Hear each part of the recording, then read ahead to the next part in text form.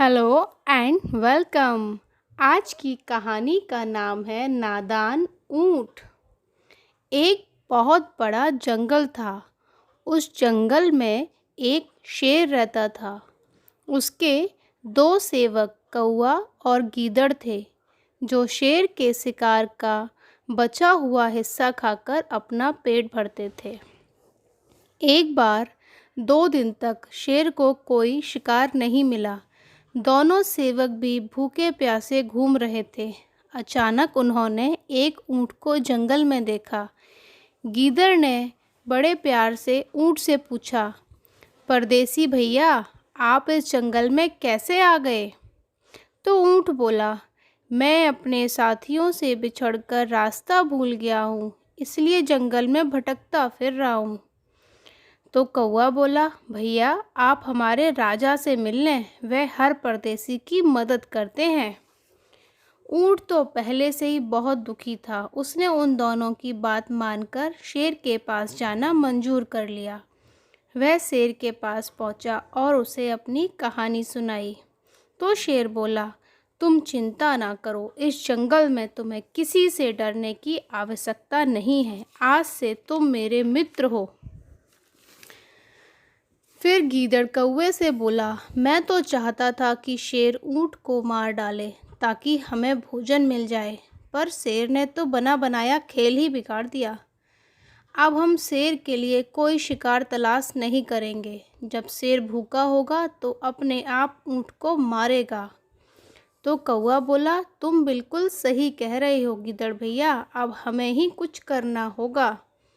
यही सोचकर वे दोनों शेर के पास पहुँचे और बोले, महाराज, हम 3 दिन से लगातार जंगल में भटकते फिर रहे हैं, परंतु कहीं कोई शिकार नहीं मिला। तो शेर बोला, तो फिर हम क्या खाएंगे? गीदड़ बोला, महाराज, यदि आप बुरा न माने तो ये ऊँट। तो शेर बोला, नहीं, यह नहीं हो सकता, क्योंकि वो हमारा मेहमान भी है और मित्र भी। हम राजा हैं, ऐसा नहीं कर सकते। तो कौवा बोला, महाराज, राजा का धर्म जो कहता है आप वही करें, परंतु यदि ऊँट स्वयं को भेंट करे तो आप इनकार करेंगे? कौवे का तीर ठीक निशाने पर बैठा। शेर बोला, ठीक है, यदि ऊँट कह दे कि मुझे खा लो तो मैं स्वीकार कर लूँगा। दोनों ऊँट के पास गए और उससे चिकनी चुपड़ी बातें करते हुए अपनी बात रखी। कौवा बोला, पता है मित्र, महाराज ने 3 दिन से भोजन नहीं किया है। सोचता हूँ उनके सामने खुद को ही हाजिर कर दूँ। ऊँट बोला, मैं सहमत हूँ। समय पड़ने पर हमें राजा के लिए तन मन से हाजिर रहना चाहिए। उसी समय वे तीनों शेर के पास गए।